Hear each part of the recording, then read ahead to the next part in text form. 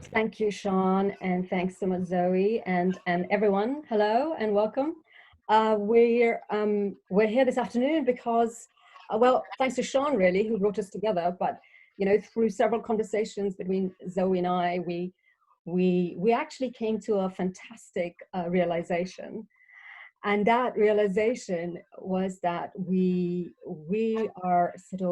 align philosophically, we align ethically, and that was super exciting because, you know, here is me working in my, you know, little scholarly academic kind of teaching context, thinking about you know, several questions which I want to tell you about in a bit. And then I speak to Zoe, and she seems to be thinking about similar questions. And so voila, we had this great, no, it was really fantastic. So it was actually kind of in some ways really sort of meeting of two people coming from different spheres of arts and academia, but aligned on so many important questions of our time. And I know that we are looking at the context in which we are, which we always have to begin with the context. Context is all, context is super important. And we know that the pandemic has exacerbated gender inequalities and patterns of gendered violence across the globe. So we wanted to kind of use that as a springboard to think about that one question which kind of lies at the heart of both of our thinking. It's a really complex question, and that question is about representational justice. What is representational justice, you might ask? And actually we want to kind of use this time that we have to explore, and hopefully we will go and explore this further, because this is a deeply complex question, but I should like to think that we are centering it and focusing on it.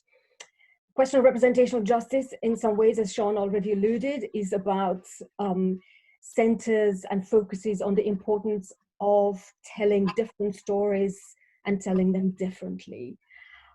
Stories telling different stories of which center marginality and oppression, subordination, racialization, and all the kinds of intersectional hierarchies and experiences. But it does so by sort of refusing to let go of the broader patterns. So it focuses on relentlessly identifying broader patterns of systemic and structural injustice, together with paying super close attention to questions of specificity and precision. So really the challenge is to hold on and keep those two things together. So at stake in representational justice, and I said this is something that we're exploring together. This is actually, you know, we're thinking about it in real time. This is not something that either Zoe and I have written about extensively, but this is something which we, you know, came through our conversation. So we were thinking like, okay, the representational justice is what we're going to be thinking about. So just some of the things that we've come to identify in the last few days of our conversation is that obviously it attends to intersectional axes of oppression, attends to questions of context, structural and systemic locations, the ways in which intersectional inequalities and oppressions impinge on and determine, influence art, right? The art that's produced. What materials are there for the artists to work on? What kinds of representations do those materials make available, and which ones do they actually kind of sort of, you know, elide? What images and documents and texts exist, and who are they representing? So we know, for example, that the question of violence and femicide and violence against women in particular, that Zoe has been so involved in thinking about and trying to represent in an ethical way. We know, for example, that representation that exists in popular media, for example, only ever talks about particular victims, right? So we know that only particular victims matter, only particular bodies matter.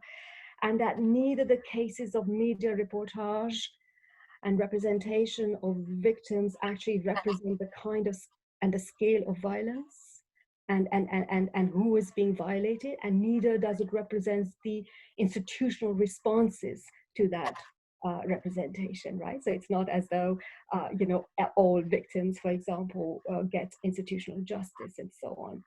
And so those are the kinds of things that we were thinking. This is where we align. These are the kinds of things that you know, we both are very, very invested in. Representational justice, in some ways, is also disrupting the normative boundaries of representation and of the representation as a field. Zoe and I both do that. We disrupt boundaries and borders in different kinds of ways. Zoe does that, and she will talk about that much more, through you know, through multimedia methods, right? So methodologically disrupting that field of representation through using multiple media methodologies. And I'm an interdisciplinary gender studies scholar who talks about, disrupts representation across philosophy, theory, but also brings these together with very long-standing ethnographic field work. So it's that kind of putting together quite disparate things and making them speak to each other in order to bring about that complexity, because representation matters. Okay, so I'm going to now leave it at this point and then hand it over to Zoe, and then maybe come back again in a bit. Great prompt to begin. So first of all, thanks very warmly to you both and Emily Rose, who curates my work to speak with you. So I will briefly introduce you my work, and first of all, the both main work that we will talk about with you. Sorry for my English. And go on. So generally, in its seeking form, my work is freedom, worry, research, cohesion, connivance, juggling between critical, poetic, and political dimensions. So based on anthropological investigation, my approach is built on a relationship between societal phenomena and individual experiences, creating spaces of confrontation. My work is a criticism of contemporary society. So for the project Unknown Names, Non Inconnus, that we will speak about today, my research and problematics are articulate around modes of visualization and transformation of the format of perception of a factual reality, working to make gestures, situation, fact exist in an off-center way. Positioning itself between a societal and media criticism, this plastic research responds to a problematic of visualization. That's exactly what was the introduction.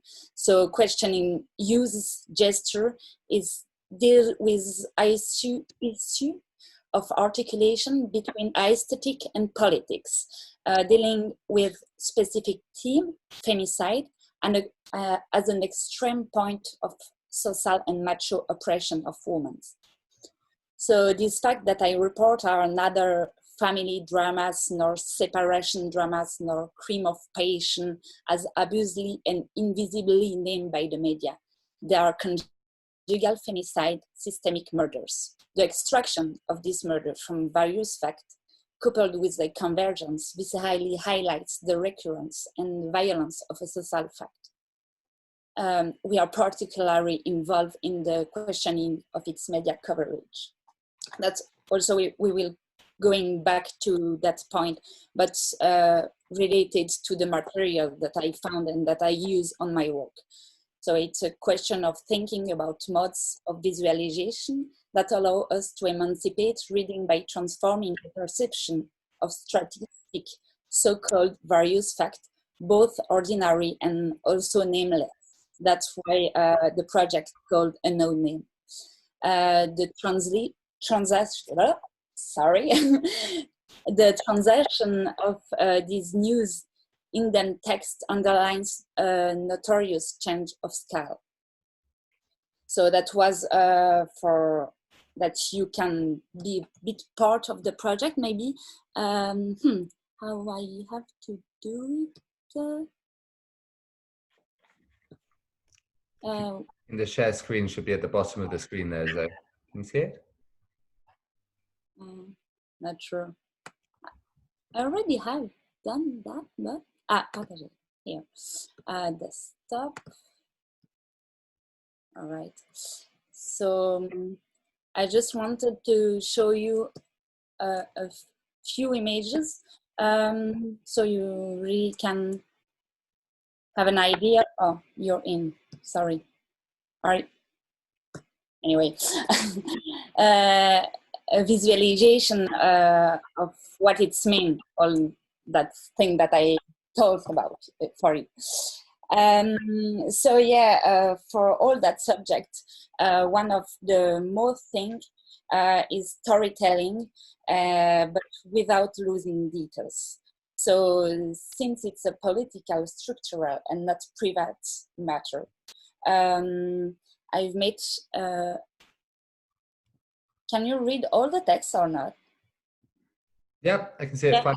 Okay, it's just me that your face is on my screen. Okay, perfect. So that's part of the project Unknown Name, but it's really, really, I just did it, so I not have really good picture to share to you, but called Reproduction Structure, approach the problem of femicide from a societal perspective, dissociating it from individual experiences without ignoring them. So the connection of spaces confronts these systemic murders conserved in the security of home, with the most frequent media illustration, significant because of their banality. Image with essential poverty become a fundamental testimony to both their state and their origin. So that's the both images that I just show you are like based on one, so both fact. And then the piece that I have done with that is a recompose movement and future stories, which produce a perspective experience of a spatial destructuring, questioning in particular the figure of the habitat as an expression of dominant power. So, sorry. Zoe, just to interrupt very briefly, just to sort of get an idea of the overall project, and this project was looking at a range of femicides, is that right? So based very much on real life and real material that you recovered. Yeah, I found all the material. Maybe I just can show you.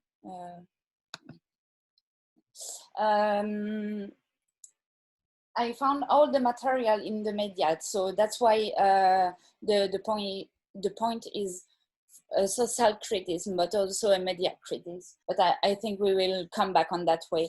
And I put everything in my data book that I just got from the printer. So every text that I present you are in English, but also every text that I found in the media are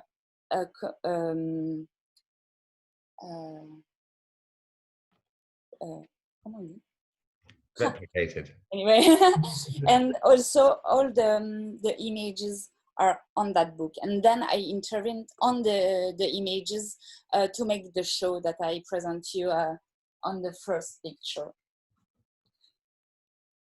Yeah, so maybe Sumi told about intersectional inequality that are more and more in view on that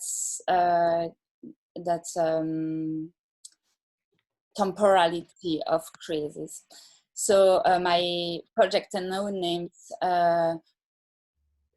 one of the elements that I wanted to highlight is precisely that in the theme of conjugal femicide, the main social stratification is gender. For the man, the woman belongs to him, and it is inconceivable that she could become independent, wish or live without him, love someone else, and have the right of life or death over his partner, since her belongs to him. So naming is important and legitimate, but white feminists have appropriated the meaning of the notion of femicides, have defined it according to their own reality by reducing it to conjugal murder, cis, hetero, by partner or ex-partner. So originally, the notion of femicide was instituted in a certain post-colonial context and great social difficulty in South America. Nevertheless, femicides take different form or objectives. Lesbophobic femicide, trans femicide, mass femicide, which are racist and sexist genocide, infanticide femicide, killing little girl, putophobic femicide, targeted female sex worker, femicides committed by father or brother, femicides linked to the practice of genital mutilation, medical negligence, etc. So it's really, really important to work together because it's the same struggle, you know. So many concerns the emergency in order to organize, defend, and sustain themselves in the fact of this violence streams from a system of oppression that discriminates and destroys on daily basis. Maybe you want to add something on that, Sumi? I don't know. Such important things. Yeah.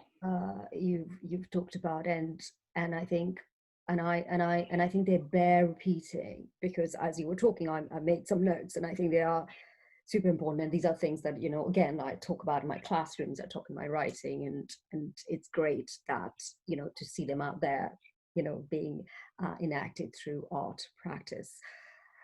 Violence, femicides, political, structural, systemic, right? So this is no private matter, right? This is nothing. And the moment you sort of move away from this sort of, as you said, a very kind of, you know, a kind of a very sort of liberal feminist, white feminist kind of idea of, you know, something that's private and needs to be thought about in particular kinds of relations and so on, it makes all of us complicit, right? We're all implicated in these structures of violence. So whether one likes it or not, you know, we are implicated in various kinds of ways. And of course, and you're absolutely spot on that it occurs, it's not a conjugal private matter, so-called private, you know, in that mode of thinking matter, but it actually occurs across a wide range of contexts and across a range of, you know, gendered identities, sexualities. And of course, what is common here is this idea of anything, of you know, of something that, as you were saying, of power, really. So what we're really looking at is looking at structures of power relations, right? And who holds power and in what context and so on. But I think what I really, in terms of, and I'm going to kind of maybe get you to speak a little bit more about that, is also about this refusal, if you like, this whole, what we were talking about earlier, this holding together, right, of the relentless search for patterns. So you need to make sometimes those difficult and necessary generalizations, right? So looking at patterns across the globe and so on, but also looking at the very specific, the very particular, refusing for victims and refusing for those who've been, you know, who've been murdered and killed to be treated as some kind of homogenized matter that you could just invoke like that, right? Because if you're talking about one, you mean everyone else, right, of a particular kind. And also to be treated as a cold statistic. So, and therefore there is that sort of ethic, right, that responsibility to represent in a particular kind of way so that they are not treated in that way, but also that, you know, that big question, which a lot of feminist scholars have talked about, how to represent in a way that you don't reproduce the violence, right? You don't reproduce the violence a second time over. Actually, in your case, a third time over, because the violence has happened, then it's reported in the media in a particular way. You're working with very violent images and text and trying to kind of put together a text which would meet the demands of representational justice, right? So in that mode, it's also how not to reproduce. And I think that goes for all of us who work with very marginalized groups in society, how not to reproduce the violence a second time over in text. And I think that, and maybe here, the kinds of efforts that you put in, working with the media images which are so violent, and to not reproduce that violence all over again. Maybe just give us some insight as to what the things that you do to sort of, if you like, disrupt that violence, right? Exactly. So I will share my screen. So I have two answers, so possible answer, but there is a lot more for sure of that super ethical point and super important point of the ethic and not reproduce the violence. So first of all, I will just go in my project called Ingrid Escamilla Vargas, dictated by the raw material itself and refuse the voyeurism that is incited by the image of violence and exemplifies the use of the image as a weapon. That is a point that really interests me. So a couple of months ago, Ingrid Escamilla Vargas was brutally murdered by her boyfriend, 21 years older than her. After struggling her, the man skinned her, trying to get rid of her body before getting arrested. The image of the crime, which were particularly atrocious, delighted the Mexican tabloid. From the fields of the authorities, they found their way onto the cover of Mexico newspaper. So we are also in this societal and media criticism. The foul laws with Cupid highlight one of them above a particularly explicit photo of the young woman's mutilated body. So, France. Once I saw a case of a femicide of a girl from the US. It's the translation of the text that you can see on your screen. In which the images of her body were leaked and her family and friends shared photos of beautiful things, so that when they looked for the name, the unfortunate photo would not appear. So there is a spam. Tweeted Kit Marta, one of her friends.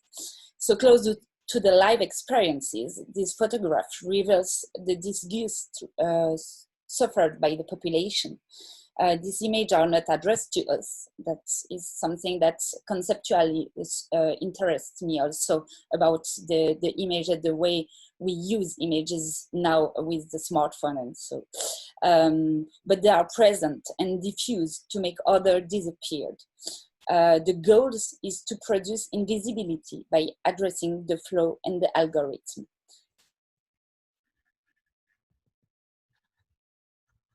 So that's one possible answer. And the other one, and I come back to the Unknown Names project, is the preponderant presence of images showing the prior accomplices of this murder, the police and the justice system intervening at the scene of the crime after the fact is essential for the message this work covers. So suffering from the atrocity similar to those caused to those women, these photographs result from a process of deterioration of extreme violence. So on this image, I really shoot with a gun on the police who are coming just to analyze that the woman was dead. And another way of that answer, maybe I let you read, is the Virginie Charbon case. So it's essential for my subject to include violence prior to the last gesture. That's why this image seems to me to be one of the strongest at this moment. Indeed, it is the result in instant surveillance of which Virginie Charbon was victim long before her death. So using the same GPS her husband used to track her, I traced the way taken by the body of the deceased from the Parisian suburb, here, where the couple had taken up residence, to the chapel where the funeral took place, located in the victim's family village in the north of the country. So that's also related to the location, because maybe something that I forget to add is that the Anonym project is really based on a temporality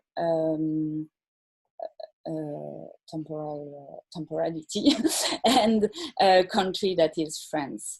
So the very use of espionage process cracked the portrait of Virginie. So that's two possible answers that I have submit, but there is certainly a lot other more. Yeah, no, that's really insightful. The question of presence and visibility and the responsibility of the artist, right? Or the scholar, to think carefully about these questions of representational justice. I will come back to it because I find that the most kind of useful way to conceptually capture all that complexity that we've been trying to talk about. I've got two things I want to ask, only because I'm just, what you were saying just got me thinking along these lines. But I kind of wonder at this point, after I ask you, I wonder if people who've joined us so kindly would also like to ask some questions, right? Because that would be great to hear them as well. So two things that struck me, and one is to do with that question of voyeurism that you were talking about, right? I mean, I'm not a media studies scholar, but I know that lots of media studies, scholars look at questions of voyeurism and audience voyeurism. That, as you were saying, that incitement to produce particular kinds of images, because only certain kinds of images hold interest, right? So, and others don't. Certain kinds of bodies hold interest, and others don't. And so on. I mean, I do, one of the things that the question of representational justice sort of came, and I've been grappling with it for so many years now in my own work, is that in some of my earlier work, I'd sort of done a very sort of detailed, long-standing ethnographic field work amongst very marginalized women, low caste, Dalit, sort of very poor, mostly formally illiterate, and so on. And one of them had been several of them, but one of them in particular had made national and international headlines, primarily because of the brutality of sexual violence that she had been subjected to. Mm-hmm. And, there is this sort of, anyway, and because, I was writing several things and I'd alluded to that case, and everywhere I went to do a public talk and and so on, everybody wanted me to only talk about her, right? And this is kind of like scholarly, this is a kind of like a scholarly context, right? I'm talking, and it struck me, and then of course, and I did that, and I refused to do that as a matter of representation justice. I would not, sort of, in order to make my audience interested in the kinds of things that I would not speak about her right? Because the expectation is that, but that's the most striking thing in your work, is that you need to tell us more, you know, that more and more detail about her, what happened to her, what they did. So it was at that point, I couldn't quite kind of capture as to why I was so reticent and hesitant to do that. It took me several years to think about what lay at stake, but that was the instinct that I'm not going to do this. I'm not going to sort of, you know, build a platform, if you like, right, around her, for myself, around somebody else's misery and oppression. And so I totally get what you were saying about the voyeurism. But the other thing that struck me was that, going back to the question of intersectionality and going back to that question of representational justice, the fact that you are working with materials generated by the media means that, and if the media is only generating particular kinds of materials, I wonder how hard you have to work in order to actually get at some materials which, you know, which are the other stories, right, of the other people who they're not interested in, because they are not racialized as white, they're not racialized as heterosexual, they're not racialized in particular gendered ways, you know, not racialized in terms of nationality, and can go on and on. So I wondered, given your dependence on media materials, right, the kinds of things that you then have to do to make sure that you somehow provide a correction to that overrepresentation of only particular cases all of the time, because that's the material. Mm-hmm. Exactly. So how hard? Very hard. Yeah, it's like an horror in my mind from the first day I working on that project, like 2 years ago or so. And I passed through over a lot of decisions, and coming back to another and have another one, and so on. So the way I decide to deal with that for that project at that moment where I'm now, and maybe it will be other things otherwise, but it's to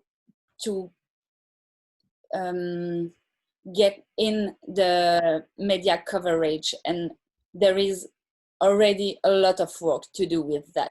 So really I precise the conjugal femicide in all my texts, to inculcate to the viewer the thing that there are also other femicide that are for sure more important, more drastic, more horrific. That's the conjugal one. And when I present the text, I also let some empty part of the wall to inculcate without material, just to put to the viewer, in the mind of the viewer, the fact that there are also other things that I didn't collect the material, because in the way I've made my research, there are nothing about it. But to really, in like a submarine coming in the mind. So yeah, that is for now the way I found. Maybe it's not the best, and it's sure that ethical, there is so much question to deal with when we took such a big subject. So everything is coming little and little, and they take a lot of time. Maybe we can also jump, because it's the London School of Economic, jump on that question of economic, who also was a big deal, because the first way I showed that work was in a gallery, and they asked me to tell them what the price of the piece is, and I was just I don't know that it's not possible to make a price on a woman who is dead and her portrait on her house or whatever. So something that I decided just after that question was to put that project in a non-market position. So the only way I maybe will sell the print will be for museal institutions. And it's also something that I tried to involve in the project itself, so physically, in the last piece that I just finished. And I show you very short images. It's about the material. So use precarious material, poor material, like the poor image that I use, which merge art with life and which involve an alternative economy of images. And this is also inclusive and banality material in images, and really who gets damaged even in the process of creation, you know, so it could be not going on the market. He has no value as the image presented, as the way we deal with conjugal femicide, with all those women. So yeah, it was really something to, yeah, there is such a list of dealing process to have, but that's one of them. Yeah, but I think it's so important to talk about the political economy of art, isn't it? And artistic production, and right, and who gets and who sort of made money of. Yeah, but it's quite a super other strong, and we maybe have to make another discussion about it. But are you listening, Sean? That's your to the way of how artists can make money, even if they have radical position of their own work, you know, because I really have to work and at the other side is to produce my pieces and so on. So there is like such a things that are getting in and out from each decision that you've made about it. Yeah. I'm aware that we've exceeded the time. Exactly. It is, and I just had one question, if I could, just to pick up on the point there that you were both talking about. Because Sumi, you mentioned that there was this sort of potential bias within the media's reporting of these stories, and you know, whether they were white, straight, whatever was being picked up upon. And then I was thinking, well, with as Zoe was explaining, you know, then that's mitigated against in an artistic practice in a way, or handled, not mitigated against, but sort of handled with different materials, with different considerations about positioning of the work on the market or in the art world or whatever it may be. And I was wondering, is there anything similar within academia? Because obviously there's a self-reflectiveness in academia of sort of realizing that there may be inherent biases within research. But is there anything that kind of artistic practice or artistic approach could perhaps lend in a way to academia, do you think?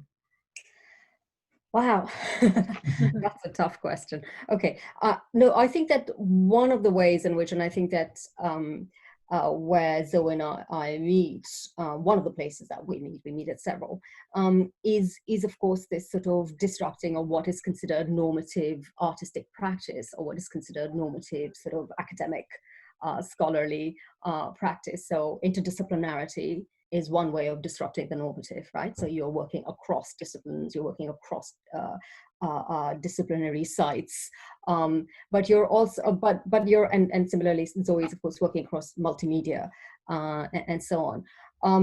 But there is also the choice that one makes to focus on particular stories, right?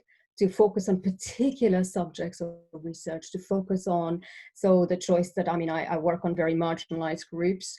To work on very marginalized groups is in any way to kind of position oneself in a very marginal place in the academy, because of course, you know, working on very, the dominant subjects and, you know, dominant things, in some ways, as Zoe was saying, you know, attracts a very different kind of interest, which comes from a very dominant section of you know, media, academia, and so on, publishing and so on. So there is one is always, as you said, there is a reflexivity, and there is that reflexivity is to do with what are the kinds of things one is interested in researching and producing, and very importantly for me, towards what, right? So what is it towards? So for Zoe, it's towards a critique of media, right? And for me, it's a critique of, and it's to think in terms of social transformation. How can we bring about social transformation? Think in terms of different imaginaries, different ideas, which are built on egalitarian sort of ideas of the world, and so on. And so those are the kinds of things about social justice, and therefore the concern with representational justice. The concern with social justice and questions of equality are the things that drive my work. And so in some ways, that's one way of, if you like, disrupting the normative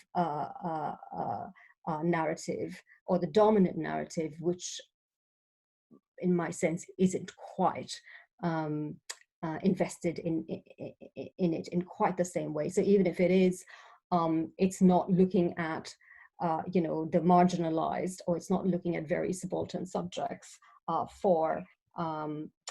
to think about alternative imaginaries. It's still going to very dominant sites to think about how to rework and rethink the world. Does that make sense? Absolutely. Thank you very much. And then just one last thing for you, Zoe, because I know that you've just been very busy finalizing your book as well, which I think you gave us a little glimpse of.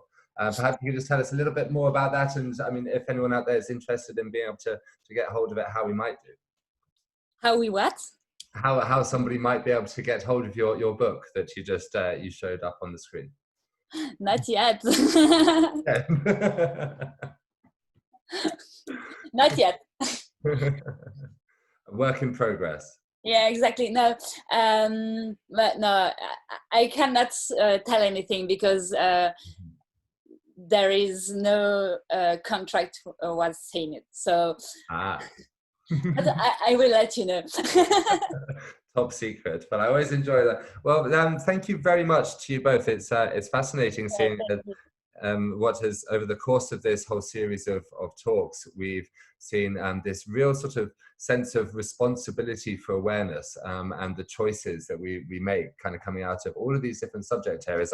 I don't know if it's symptomatic of the times, it's in a sense, but it's been a very interesting thread to pursue. And I think that we saw that today as well in what you were both saying, that, you know, it's not just about awareness, it's also about the responsibility of having an awareness as well, which is a sort of step beyond, I think. So thank you both very much for being a part of this series. And that concludes the sort of final talk of this series. We hope to be back with more soon at some point.